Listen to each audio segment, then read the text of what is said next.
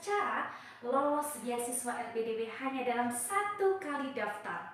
Yang mendaftar beasiswa LPDP ini hampir 16.000 pendaftar.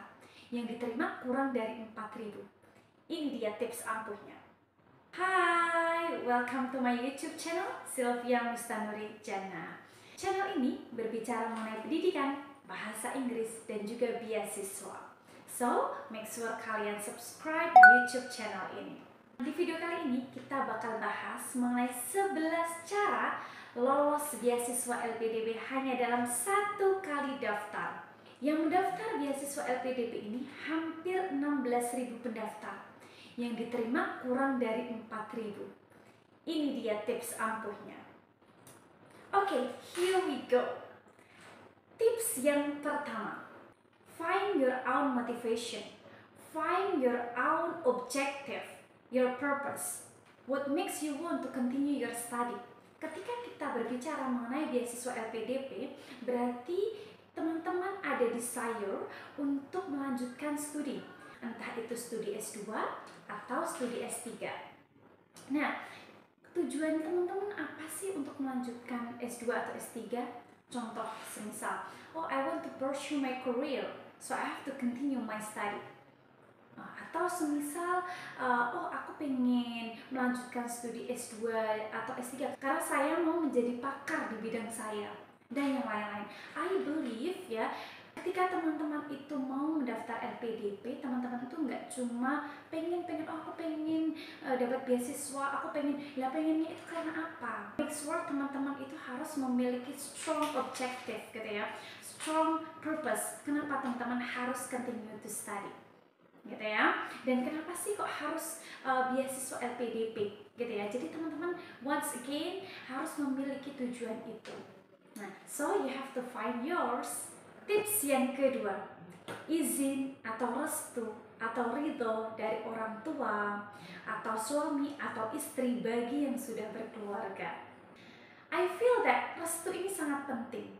Mungkin ada yang mengatakan bahwa restu itu di bagian akhir. Tetapi bagiku, restu itu adalah bagian paling awal setelah kita ada motivasi atau ketika kita ada keinginan untuk melakukan sesuatu. Contohnya adalah untuk melanjutkan studi. Minta restu kepada orang tua ataupun suami bagi yang sudah berkeluarga. Kalau saya pribadi, saya sudah berkeluarga, jadi setelah saya memiliki motivasi, setelah saya memiliki desire untuk melanjutkan studi S3 saya adalah saya meminta izin, saya meminta ridhonya suami saya. Saya pernah mendengar bahwa ridhonya suami itu adalah ridhonya Allah. Begitu juga dengan ridho orang tua. Insya Allah ketika kita sudah mendapatkan ridho tersebut, insya Allah jalan kita akan lebih dimudahkan. Oke, tips yang ketiga. Setelah teman-teman sudah ada motivasi, sudah ada objektif, kenapa teman-teman itu harus continue S2 ataupun S3, lalu sudah mendapatkan ridho atau restu dari orang tua ataupun suami atau istri bagi yang sudah berkeluarga, tips selanjutnya adalah you have to be focused and make timeline. Jadi ketika teman-teman itu mau mendaftar beasiswa LPDP, teman-teman itu harus kepo gitu ya. Teman-teman itu harus cari tahu gitu ya, apa-apa aja sih berkas-berkas yang diperlukan untuk mendaftar beasiswa LPDP. Nah, silahkan cari tahu dan bikin timeline gitu ya. Once again, you have to be focused and make your own timeline. Cara yang keempat, carilah circle yang membantumu untuk lolos beasiswa LPDP. In my point of view, ini penting bagiku personally karena aku adalah tipe orang yang suka dengan lingkungan, suka bergaul seperti itu. Ini membantuku untuk lolos beasiswa LPDP hanya dalam 1 kali daftar. Contoh, ketika kita bergaul dengan orang yang lolos LPDP, insya Allah kita akan tertular juga. Amin.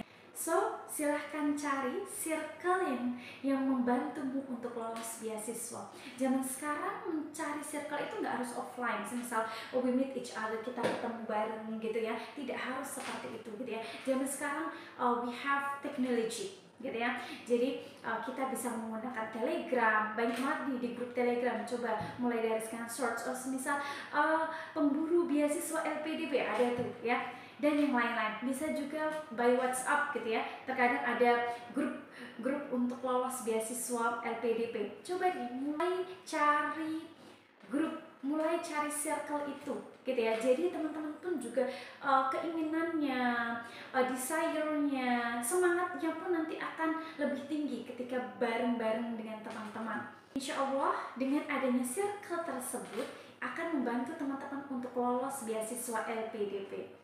Step yang kelima, make sure teman-teman sudah membaca panduan LPDP. Segala informasi mengenai administrasi mendaftar LPDP sudah ada di website LPDP di sini ya. Oke, make sure teman-teman sudah mendownload panduannya dengan tepat gitu ya. Maka insya Allah segala informasi sudah ada di sana gitu ya. Jadi kita mau melanjutkan S2 ataupun S3 dengan beasiswa LPDP, maka kita harus tingkatkan literasi kita gitu ya. Jangan, oh ini perlu apa ya, tanya, boleh sih tanya gitu ya, tapi kita harus baca dulu gitu ya. Oh sudah ada informasi yang ada seperti itu. Insya Allah segala informasi sudah ada di panduannya gitu ya. Oke, kita menuju tips yang keenam, yaitu make sure teman-teman pilihlah jalur yang sesuai denganmu. Pilihlah jalur yang memiliki high chance atau kesempatan yang tinggi untuk lolos. Contoh semisal teman-teman ini adalah PNS, TNI ataupun Polri.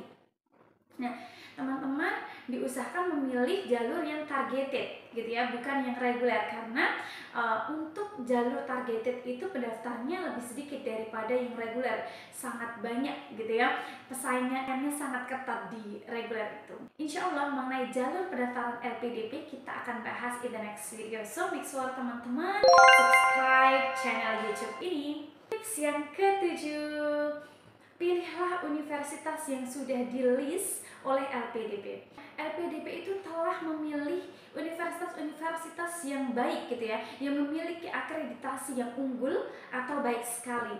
Untuk list dari beberapa universitas atau banyak universitas oleh LPDP sudah ada di panduan gitu ya. Silahkan teman-teman download gitu ya, ada di panduan di websitenya LPDP. Oke, kita menuju ke tips yang ke-8. Oke, untuk tips yang ke-8 ini adalah mengenai administratif gitu ya. Jadi make sure teman-teman itu sudah mempersiapkan berkas-berkas yang diperlukan. Siapkan berkas-berkas yang diperlukan untuk mendaftar LPDP, mulai dari sertifikat kebahasaan, surat rekomendasi, LOA bagi yang di jalur LOA, dan juga proposal disertasi bagi yang melanjutkan S3.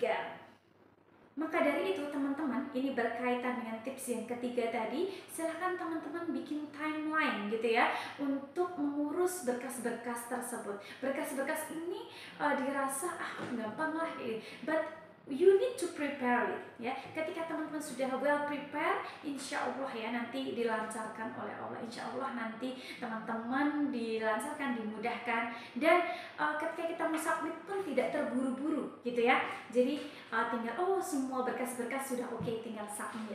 Tips yang ke-9, wow, kita sudah sampai tips yang ke-9. Oke, ini adalah mengenai sertifikasi bahasa. Bahasa ini bisa berupa TOEFL, IELTS, tergantung teman-teman itu memilih program yang mana. Tergantung teman-teman itu memilih universitas yang mana. Kalau universitas dalam negeri, TOEFL, ITP itu masih approved. Kalau teman-teman mau go abroad ya, semisal mau keluar negeri, teman-teman harus menggunakan IELTS atau TOEFL IBT. Make sure teman-teman sudah membaca panduan dari LPDP. Mengenai sertifikat kebahasaan ini, jadi bahasa itu it cannot be instant. Jadi ini tuh nggak bisa instan gitu ya. Semisal, aku sudah belajar 1 minggu, aku nanti langsung bisa dapat IELTS 8 semisal. Jadi ketika kita belajar bahasa itu melalui proses teman-teman ya. So once again teman-teman harus mempersiapkan itu. Semisal bagi yang bahasa Inggrisnya kurang gitu ya, jadi setidaknya teman-teman harus belajar 1 bulan atau 2 bulan kayak gitu ya, agar mendapatkan skor yang maksimal. Apalagi untuk IELTS gitu ya, membayar tesnya aja sudah mahal gitu ya. Jadi make sure kita sudah mempersiapkan diri dengan baik. Informasi bagi teman-teman yang ingin improve your English skill, teman-teman bisa belajar di Smart Education Solo. Ini merupakan course secara online maupun offline. Untuk offline-nya kita ada di Solo ya, but online kita bisa di seluruh Indonesia ya. So teman-teman bisa untuk mendaftar untuk improve skill bahasa Inggris kalian di TOEFL ataupun IELTS ya. Untuk biayanya sendiri mulai dari 250.000. Nanti untuk informasinya akan saya share di deskripsi. Kemudian ini adalah peringatan untuk teman-teman ya, jangan pernah memalsukan dokumen ya. Jadi di LPDP itu teman-teman diperkenankan mendaftar beberapa kali pun gitu ya. Saya ada teman gitu ya yang mencoba 2 kali, 3 kali, diperkenankan oleh LPDP. Asalkan teman-teman tidak memalsukan dokumen. Ini benar-benar di-highlight oleh LPDP. Ketika teman-teman memalsukan dokumen, teman-teman akan di blacklist oleh LPDP. Jadi sangat disayangkan sekali teman-teman ya. Make sure teman-teman sekali lagi jangan memalsukan dokumen. Yang teman-teman just try to do your best. Prepare yourself. Sekali-kali memalsukan dokumen. Sangat sayang sekali. Oke, tips selanjutnya ada tips yang ke-10. Tips ke-10 ini adalah mengenai essay. Untuk essay tersendiri menurutku ini sangat berperan penting. Ketika teman-teman mendaftar LPDP, teman-teman itu akan digali terus tuh mengenai essay-nya. Jadi tulislah essay yang relevan dan juga tunjukkan kontribusi-kontribusi nyata untuk Indonesia. Di dalam essay ini teman-teman harus mendeskripsikan tentang dirimu gitu ya. Jadi di dalam essay itu terdapat batas minimal dan maksimal gitu ya.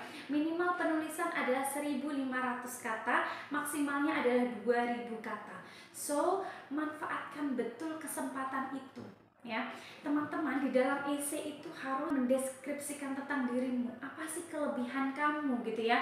Kenapa kok kamu itu layak untuk diterima di LPDP? Teman-teman juga harus menuliskan mengenai kontribusi yang telah teman-teman lakukan, yang sedang teman-teman lakukan dan akan kamu lakukan.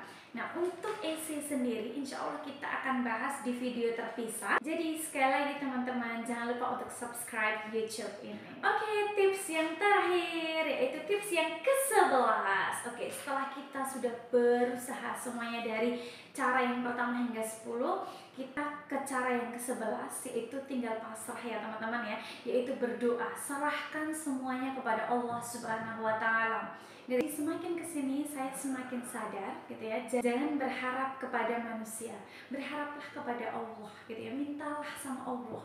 Allah itu yang memiliki segalanya, Allah itu yang punya segalanya. Jadi hanya minta sama Allah ya. Ketika kita minta sama Allah ya, Allah knows the best for us ya.